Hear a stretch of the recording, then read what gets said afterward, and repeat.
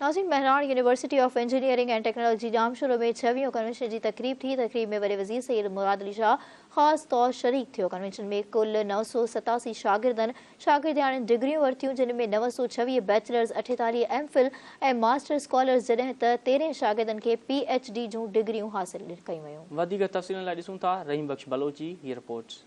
जामशोरे में Mehran university of engineering and technology जामशोरे जो 6वीं कॉन्वोकेशन मेहरान यूनिवर्सिटी के मुख्य ऑडिटोरियम में 3 निशिस्तुनि ते थी गुजरियो।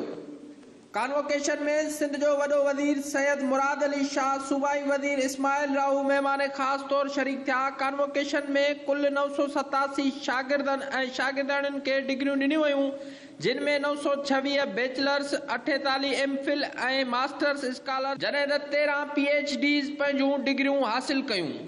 असांजी कॉन्वोकेशन हुई ऐं मूंखे सिविल इंजीनियरिंग डिपार्टमेंट में 3rd पोजीशन जो मेरिट सर्टिफिकेट मिलियो है। मां जेको है सिल्वर मेडल विन कयो आहे फ्रॉम 1st पोजीशन जे करे, ऐं मां अॼु इलाही ख़ुशि आहियां इन जे करे त मां जेको आहे इन ॾींहं लाइ इलाही ख़्वाब ॾिठा हुआ। इन ॾींहं खे महसूस करण लाइ, जी फीलिंग महसूस करण लाइ मां जेको आहे ॾींहुं राति हिकु कयो, महिनत कई।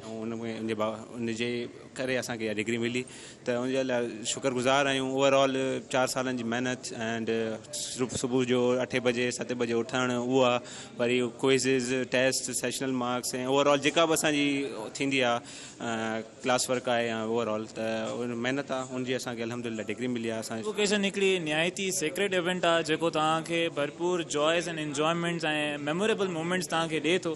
तव्हांखे तव्हांजी पूरी 4 सालनि जी महिनत सरअंजामी थिए थी, उनमें तव्हांखे डिग्री मिले थी, इलाही ख़ुशी थिए थी। पंहिंजे माउ पीउ सां तव्हां अचो था, पंहिंजे पेरेंट्स खां, पंहिंजे वाइस चांसलर खां, पंहिंजे कंसर्न मिनिस्टर्स खां तव्हां डिग्री वठो था, त उनमें हिकिड़ी इलाही एज़ाज़ जी ॻाल्हि आहे, इलाही ख़ुशी आहे। कॉन्वोकेशन में 8 शागिर्दनि फैकल्टी टॉप, 8 शागिर्दनि ऐं शागिर्दाणियुनि बेस्ट ग्रेजुएशन ऐं 1 शागिर्दाणी खे कैंपस टॉप करण ते गोल्ड मेडल पाराया विया।